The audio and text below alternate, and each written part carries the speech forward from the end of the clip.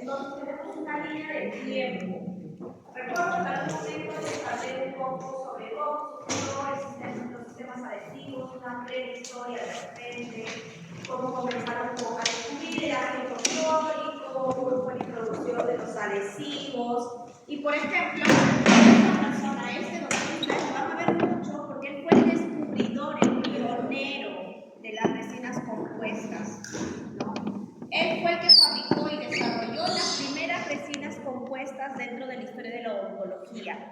Realmente ha sido un gran personaje que acaba de fallecer en el año 2020 recién, si no me equivoco, el doctor Rafael Bowen, muy famoso, y justamente su desarrollo y su principal aporte para la odontología, uno de los más importantes, fue el desarrollo de la resina, porque sin el desarrollo de esta resina que él fabricó, no tendríamos las resinas que tenemos el día de hoy. ¿Qué fue lo que realmente él fabricó, desarrolló en el año de 1962 aproximadamente? En la década de los 60, él introduce dentro de la odontología este compuesto, el bis-GMA. Este bis-GMA es el primer material resinoso con algún tipo de relleno orgánico al que consiguen colocarle algún relleno orgánico. Es la primera vez que se consigue unir o incorporar a la matriz resinosa bis-GMA, incorporarle un relleno inorgánico. ¿Y esto porque hasta ese momento solo tenían resinas acrílicas? Y lo que él quería de repente era un material que quería mejorar las propiedades que ustedes ya conocen de las resinas acrílicas, que son muy porosas, que de repente no se ven tan estéticos. Entonces, Rafael Bowen intentó incorporar el bis-GMA e introducir a ella algunas partículas de relleno inorgánico y unirlas y formar y desarrollar y producir las primeras resinas compuestas. Pero eran unas resinas muy diferentes a las que hoy día ustedes y yo utilizamos. Las que ustedes y yo utilizamos son fotopolimerizables. Las que surgieron en un primer momento desarrolladas por él eran autopolimerizables. Teníamos una base, un catalizador, se juntaban los dos y al final de esto daba un proceso de polimerización del producto, el cual terminaba creciendo. ¿Okay? ¿Qué ventajas iniciales nos daba? Teníamos una mejor estética, permitían restauraciones más conservadoras en ese momento, porque hasta ese momento, si hablábamos de restauraciones no adhesivas, la retención de estos materiales iba a ser por la forma de la cavidad, tenía que ser retentiva. Y si hacíamos una cavidad retentiva, de repente no éramos lo mínimamente conservadores, ¿no?, para colocar estos materiales. Entonces, estas resinas permitieron comenzar con la era de la mínima invasión en la odontología. Sus primeros desafíos fueron que tenían muy baja resistencia al desgaste, tenían una altísima contracción y era muy difícil de manipular.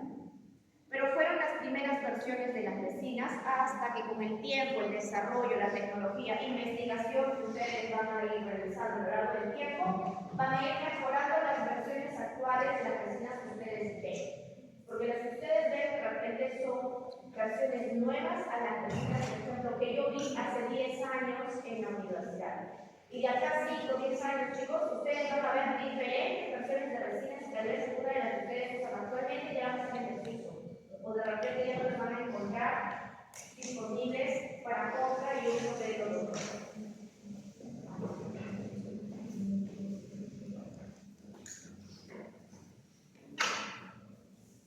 Listo. Ahora, ¿por qué son tan relevantes las resinas el día de hoy? ¿Qué tienen de importante? ¿Por qué tocamos este tema? Principalmente porque se han dado cuenta que las resinas las podemos utilizar en diferentes escenarios clínicos, como cuáles: hacer resinas en el sector anterior, resinas en el sector posterior, pero de forma directa. Pero además de eso también hemos visto que lo podemos usar de forma indirecta. ¿Okay? ¿Qué quiere decir indirecto? Que en una cita puedo preparar la pieza dentaria y en la siguiente cita le puedo cementar regularmente para darle el diente. No necesariamente directamente como le estamos haciendo ahora en una sola cita, sino de repente en dos citas. Además de esto, es un material que imita muy bien todos los materiales que son los que mejor ambiente natural. ¿Okay? En estética, en la resistencia mecánica, resistencia a compresión, es uno de los materiales que más se asemeja, por ejemplo, el módulo de elasticidad del diente. ¿Okay? Luego tenemos que también permite ejecutar una odontología mínimamente invasiva, donde podemos tener restauraciones adhesivas, donde no necesariamente nuestra resina va a tener que retenerse por la retención mecánica, ¿no? Por la conformación mecánica de una cavidad, sino simplemente por la adhesión. Y eso nos lleva a conservar la mayor cantidad de estructura dentaria. ¿Ok? Entonces, ¿qué impacto clínico traen estas resinas? Actualmente, el 70% de las restauraciones realizadas en el mundo son hechas a bases de resina compuesta. El otro 30% pueden ser cerámicas, puede ser cualquier otro tipo, metales, puede ser otro tipo de material. Pero el 70% de las restauraciones que son hechas por dentistas son resinas. Por lo tanto, necesitamos conocer nuestro material.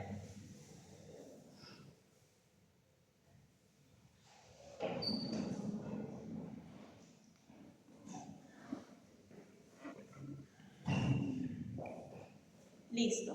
Ahora, clasificación. Vamos a ver hoy día dos aspectos muy básicos de la resina, porque si no nos vamos a extender demasiado. Y en realidad hay mucho que hablar sobre las resinas, porque actualmente se han dado cuenta, tenemos las resinas que ven acá, y no sé si ustedes han visto en redes sociales, hay resinas impresas, hay resinas, bloques de resina que pueden ser talladas en cartón. Entonces, digamos así, en adhesión, que también vemos nivel 1, nivel 2, nivel 3, cuando termine será nivel expertos en adhesión.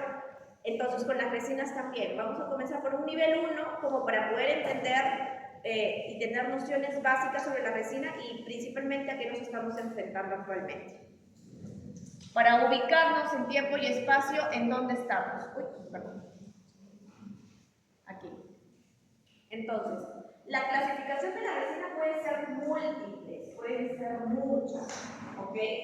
Actualmente no es que nos referimos a una sola clasificación, pueden haber múltiples clasificaciones, las podemos ver de diferentes formas. Las podemos ver, por ejemplo, desde la forma más simple, pueden ser según el tipo de procedimiento, directo o indirecto. Es una forma de clasificar a las resinas. Puede ser otro tipo de clasificación, por ejemplo, la forma de polimerización. Puede ser de autocurado, puede ser por fotopolimerización, pueden ser duales o puede ser por sometimiento al calor. Son diferentes formas de verlas. ¿Qué otro tipo de clasificación podemos ver? Según el nivel de viscosidad. Pueden ser fluidas o pueden ser compuestas. Fluidas como cuáles, ¿han visto los brillantes? Eso también es un tipo de resina.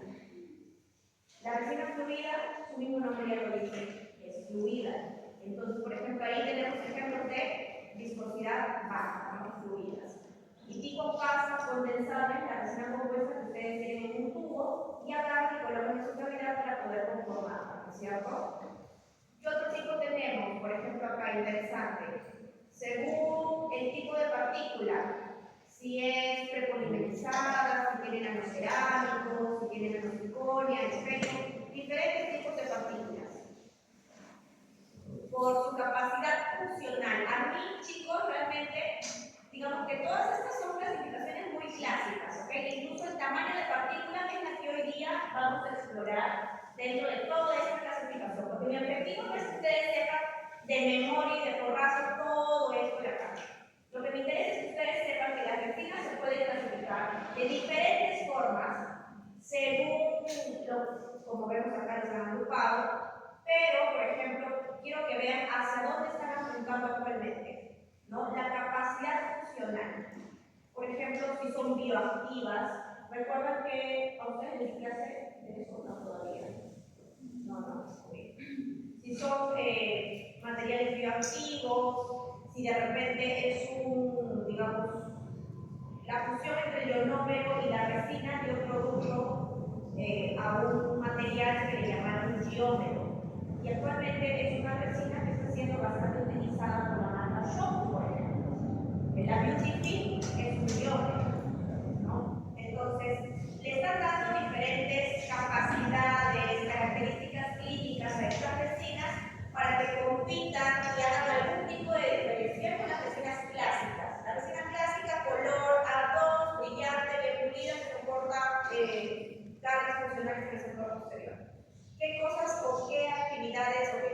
funcional adicional están colocando. Están colocando fibras de refuerzo dentro de la resina para soportar mejor las fuerzas mecánicas, mejorar sus propiedades mecánicas. Los están combinando con el ionómero para ver si esto mejora de alguna forma su capacidad de interacción con los tejidos como el tejido periodontal, de repente para el asunto de placa, de alguna forma. ¿Qué más tenemos acá? Resinas que sean de baja contracción. Habíamos hablado de, ¿cómo se llamaba este factor que medía cuando se contraía el material? Entonces, factor C. Entonces, ¿de qué forma también la industria ha intentado mejorar estas características? Intentando lanzar al mercado, por mucho tiempo se centró en eso la industria, en lanzar al mercado resinas que sean de baja contracción, y no solamente las tradicionales que usamos. De baja contracción, incluso unas que se llaman Woolfree, que son justamente resinas de contracción muy baja, que tú las puedes colocar. ¿Cuánto era el incremento máximo de resina que les dije? 2 milímetros, no podíamos exceder. Pero ¿qué pasa, doctora, si estoy con un paciente pediátrico? Mi paciente está llorando con la boca abierta, tengo que terminar la resina, pero ya. Quiero hacerle un incremento con mi resina, lo puede hacer. ¿Pero qué resina usaría? ¿La resina tradicional o una resina de baja contracción? De baja contracción. Entonces, en esa clase de situaciones clínicas, yo le veo una gran ventaja a las resinas de baja contracción, como por ejemplo las Woolfree. O están con el tiempo corto, van a hacer una resina posterior, quieren hacerlo, vamos a decirlo así, relativamente rápido, de repente tienen que emplear una Woolfree y podrían emplearlo en ese momento. Cosa que no podrían hacer con una resina tradicional. ¿Ok? Entonces, ahí ya vamos viendo qué tipo de situaciones clínicas enfrentamos y qué resinas podemos utilizar. ¿Ok? El odontólogo elige qué resinas utiliza en cada situación clínica. No dejamos que la industria nos imponga que siempre tiene que ser el mismo material. Nosotros tenemos que ver en qué situación es más conveniente cada una. Por ejemplo, estas bioactivas, y más adelante, seguramente el próximo año o el próximo semestre lo vamos a ver un poquito más, elevaciones de márgenes profundos, que ahorita también en redes sociales me dicen bastante deep margin elevation. Para esta clase de situaciones, nosotros utilizamos no resinas tradicionales, usamos alguna de estas de acá. ¿Cuáles principalmente? Estas bioactivas. ¿Ok? Entonces nosotros, dentro de toda esta gran gama de resinas, vamos eligiendo qué resinas son las más convenientes para cada situación clínica. Eso quiero que quede claro. Entonces, incluso también para evitarse el dolor de cabeza para el dentista el día a día, que tengo que ver que tengo que tener una resina A1, A2, A3, B1, B2 para cada paciente, ¿no? Han sacado un sistema donde, digamos, el color es único. ¿Okay? Ya no estoy eligiendo un color para un paciente, A2 para el otro paciente, A3 para el otro paciente. Han sacado un tipo de resinas que les llaman camaleónicas. ¿Okay? Entonces, y estas camaleónicas, cada marca es totalmente diferente y eso también ha abierto a un mundo de realidades para su clasificación que, digamos que cuando yo estaba en pregrado, que no ha sido hace mucho, ¿okay? No existía, pues se conoció hace mucho, esto de acá no existía, ¿okay? No existían estos tipos de resinas, estas resinas tampoco estaban disponibles, recién estaban desarrollándose. ¿Okay? Entonces, miren, en un promedio más o menos de 10 años aproximadamente, esta cantidad de materiales han comenzado a estar disponibilizados al público. Solo en un corto periodo, 10 años. Imagínense de acá 5 años, ¿qué es lo que va a salir cuando ustedes terminen la universidad? ¿Ok? Entonces, aquí quiero tocar en que todo tiene que estar siempre actualizándose. Terminan la universidad, se actualizan. ¿Qué materiales hay disponibles? Se actualizan, porque siempre están en constante cambio. Y se van a dar cuenta poco a poco que es un cambio rápido. ¿Qué tipo de clasificación vamos a ver hoy día? Esta principalmente. Según el tamaño de partícula. ¿Ya? Este de acá es una clasificación muy clásica. Pero por lo mismo, ustedes van a tener que familiarizarse con esa clasificación clásica. Pero ya de por sí quiero que sepan que hay todo un mundo de resinas allá afuera y que nosotros acá en la universidad estamos viendo solo un pedacito. Ahora, según el tamaño de la partícula, y como les comenté el día de hoy, la clase va a ser bastante teórica. Según el tamaño de partícula, nosotros lo vamos a clasificar.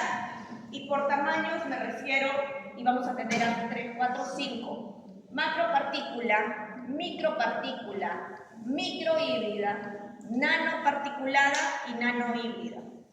¿Ok? Esto es según el tamaño de partícula. ¿Cómo son las macroparticuladas? Por ejemplo, acá yo tengo una imagen, ¿ok?, de una resina macroparticulada. Doctor, ¿esas resinas existen el día de hoy? No, ya no existen. Ya no hay, se descontinuaron completamente. Ni yo las he llegado a usar, ¿ok? Entonces, pero aún así continúan apareciendo dentro de la literatura. ¿Y qué es lo que nos dice la literatura? Este tipo de resinas, para que vean, estas son sus partículas. ¿Okay? Esta es la matriz orgánica y la matriz inorgánica de una resina. Que después de ver esta clasificación vamos a ver componentes de la resina, pero vamos a ver que siempre el relleno está flotando en el relleno orgánico. El relleno inorgánico flota en el relleno orgánico de la resina. ¿Cuál es el relleno inorgánico? Estas partículas. Ahora, estas partículas, según el tamaño de la partícula, es su clasificación. Y las macroparticuladas tienen un tamaño de partícula más o menos de 10 a 50 micrómetros. ¿Ok? 10 a 50 micrómetros, que es bastante. Características, vean en qué año comenzaron a aparecer. ¿Con quién? Con Bowen. Y de repente por ahí se fueron mejorando y se hicieron fotopolimerizables. Eran de partículas muy grandes, como ven acá. Sin embargo, la presencia de estas partículas grandes les daba una buena resistencia mecánica inicial. ¿Pero por qué no se quedaron?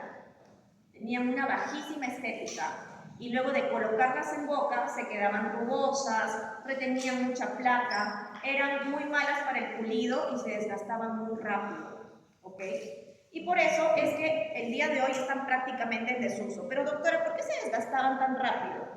Lo que sucede es que en la matriz quedaba, digamos así, su resina cuando recién salía el paciente. Acá está la macropartícula.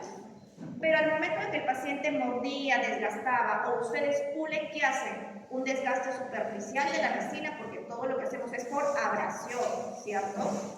Pero ¿qué sucedía con esta macropartícula? Como era tan grande, se quedaba desgastada de esta forma, a la mitad, y quedaba expuesta al medio. Pero como era tan grande, ante cualquier tipo de esfuerzo que se realizase sobre ella, o se podía romper, se podía quebrar, se desprendía de la superficie rápidamente. Y al desprenderse de la superficie, ¿qué nos quedaba? Matriz inorgánica y matriz orgánica, solo una matriz orgánica irregular, una matriz orgánica que no iba a ser pulida apropiadamente, que se podía fracturar, y por esa razón fue que comenzó a caer en desuso, ¿sí? Por esta razón. A raíz de esto fue que fueron mejorando las resinas que se tenían y comenzaron las resinas microparticuladas. Estas resinas microparticuladas, como ya dice su nombre, el tamaño de la partícula ha disminuido. Ha disminuido, vean, de lo que estábamos en de 10 a 50 micrómetros, hemos pasado a 0.01 hasta 0.04 micrómetros, más o menos en ese rango. Entonces vean, el tamaño de partícula que tenemos ya a este nivel es mucho más pequeño, y como es mucho más pequeño tenemos más partícula dentro de una misma matriz. Tenemos mayor cantidad de partícula, tenemos partículas muy pequeñas, una alta carga de relleno inorgánico nos permite esto, colocar más partículas pequeñas en la resina. ¿Y qué ventajas me da? Me da un excelente pulido, me da un brillo superficial muy bueno, y era muy indicado para resinas en el sector anterior, ¿no? Resinas en un sector estético, querían hacer restauraciones interproximales en el sector anterior, seguramente usaban microparticuladas. Desventajas: tenían menor resistencia mecánica, por lo cual no eran recomendables para utilizarse en el sector posterior. ¿Ok? Y por lo mismo, también permitía un desgaste un poco más acelerado. Ahora, ¿todavía tenemos microparticuladas en la actualidad? Macro ya no tenemos. Macro ya no tenemos. Ya no existen. Microparticuladas puede haber por ahí alguna, pero también están casi en desuso. ¿Ok? Microhíbridas fue la siguiente gama de resinas que aparecieron, porque quisieron juntar lo mejor de los dos mundos. Dijeron, si son partículas muy grandes, tienen buena resistencia mecánica. Si tienen partículas pequeñas, nos da un excelente brillo superficial. Si hacemos algo intermedio entre los dos, si hacemos con partículas que sean pequeñas y ligeramente grandes, ya no tan grandes como las macro que llegaban desde 10, pero un poquito más grande que las microparticuladas. Entonces dieron un rango de partículas de relleno entre medianas y pequeñas, como podemos ver acá, dispersas, y con esto buscaron mejorar la resistencia mecánica y también conservar el aspecto estético del material que ya habíamos conseguido con las microparticuladas. ¿Ok? Entonces, de esta forma, si yo tuviese que elegir entre la micropartícula y la microhíbrida, yo hubiese elegido la microhíbrida. Por eso es que la microparticulada también comenzó a caer en desuso. Ventajas.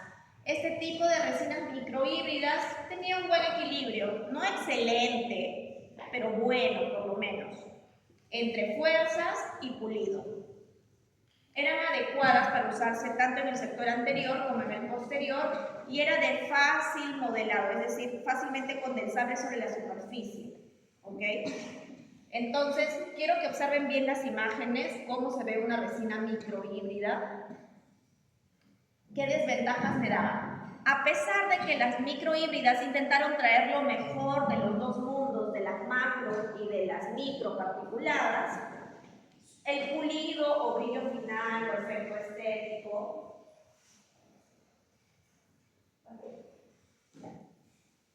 entonces intentaron traer lo mejor de los dos mundos, pero el pulido y el brillo que todavía nos daban no era muy bueno, no era excelente. No es que si hoy día le diga, ay, le voy a hacer tareas a su compañera, voy a usar una microhíbrida. No la usaría. ¿Ok? Podía ser usada así, pero no era tan buena aún así. ¿Ok? No era tan buena como resinas que tenemos ahorita disponibles. ¿Todavía se comercializan? Sí. Son como las que conocen. Uno, cuando compran sus resinas, les dije, creo que el inicio, cuando escuchamos a decirnos que no vote las instrucciones del fabricante que siempre vienen con la resina. Ahí les dice que es nanoparticulada, microhíbrida, microparticular, ¿qué es? ¿Qué tipo de resina es? Y otra cosa también es el precio. Por lo general, este tipo de resinas son un poco más económicas, por ejemplo, que otras que vamos a ver ahora. En eso también hay una diferencia en el precio. ¿Okay? De repente ustedes dicen, esta resina también puede ser. De repente sí puede ser, funciona así. De repente el costo es mucho menor. De repente puede ser una microhíbrida. ¿No? De repente no sería una resina ideal si yo quiero hacer una restauración en el sector anterior. O si quiero hacer una carilla, de repente no sería mi resina de elección. ¿Ok? Pero que la puedo usar, la puedo usar. Por ejemplo, ¿la puedo usar en restauraciones en el sector anterior y posterior? Sí. ¿La puedo usar en carillas? Sí. Pero me va a dejar el mismo brillo que resinas, por ejemplo, que ahorita tienen en la clínica, que no son microhíbridas, no les va a dejar el mismo brillo. El mismo efecto no va a ser. ¿Ok? Desventajas de las microhíbridas: el pulido y el brillo no es tan bueno. ¿Ok? Y con el tiempo pueden volverse ligeramente rugosas, especialmente si están en sectores de alta función.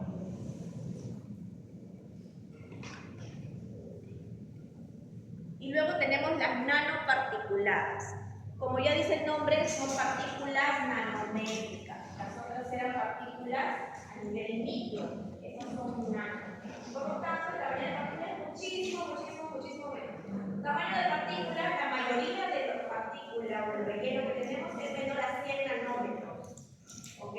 Y estos puntitos que ven acá es el relleno orgánico disperso en esa matriz orgánica de la resina. así de esta forma, o incluso estos puntos de nanorrelleno se pueden comenzar a acoplar uno con el otro y formar estos racimos que ven acá, que se llaman nanoclusters. ¿Ok? Nanoclusters. Es una característica de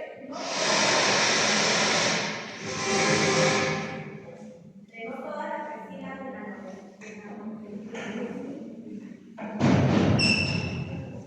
es una característica no de todas las de nanorrelleno, pero de algunas resinas sí. Por ejemplo, la Pittex Z350, me parece, ellos dicen que su resina forma esos nanoclusters. Ellos te dicen, nuestra resina tiene nanoclusters, perfecto. ¿Qué son los nanoclusters? Son agrupaciones de resiliencia.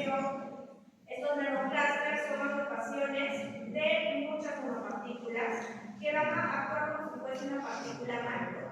Y de alguna forma esto permite mejorar también sus propiedades físicas y ópticas de la resina misma.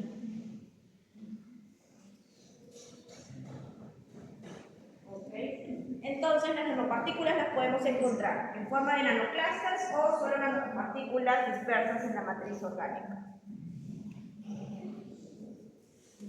Ventajas. Al ser nanoparticuladas, nos va a permitir ya ahora sí tener un nivel de brillo y pulido muy bueno, excelente. ¿Ok? Este tipo de resinas yo sí las usaría para hacer carillas, por ejemplo. Tienen una alta estabilidad en el tiempo de ese brillo, no se pierde de forma rápida. Tienen un excelente mimetismo óptico, es decir, cuando ustedes lo usan sobre el diente se pierden muy rápidamente con el tejido natural. Genera una superficie extremadamente lisa, reteniendo poca placa, y los nanoclusters aumentan también el contenido de relleno que tiene la resina, mejora su resistencia y también facilita el manejo clínico de la resina. Es más fácil modelarlo, porque ustedes se van a dar cuenta, no sé si algunos de ustedes ya se han comprado resinas, de las marcas que hay algunas como que tú las colocas y se escurren, hay otras que tú las colocas y se quedan en el lugar. Eso es por el tipo de partícula, incluso también por el tipo de matriz orgánica que tiene. Entonces todas las resinas de repente no son iguales, cada una tiene una característica diferente y de repente las que se escurren mucho no me van a servir tanto así para el sector posterior. Creo que, o de repente sí, depende de cómo ustedes se acostumbran, a cuál ustedes le tienen mayor técnica o le agarran, vamos a decir, más maña a la resina, con eso de ahí se quedan trabajando. De repente alguien hace excelentes esculturas odontológicas, excelentes esculturas de dientes con resinas que escurren, perfecto. Pero alguien, yo no, a mí no me gustan ese tipo de resinas, yo prefiero que sean un poco más compactas.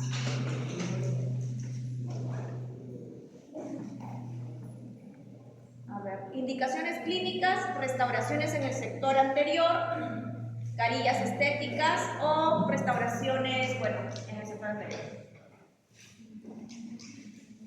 Y ya la última clasificación de estas resinas se llaman nanohíbridas. ¿Ya? Las nanohíbridas quisieron hacer, vamos a decir, una combinación entre las microhíbridas y las nanoparticuladas. ¿Ya? ¿Y qué hicieron con el tamaño de partículas? ¿Quién está hablando por ahí? Ya. Tamaño de partícula, quisieron combinar a las partículas de nanorrelleno con las partículas a nivel micro. Por ejemplo, teníamos partículas como las de nanopartícula y por ahí tenemos dispersas algunas de las microhíbridas que iban de 0.4 a 1 micrómetro. Diferente a nanorrelleno, porque de repente eso puede ser pregunta de examen, chicos.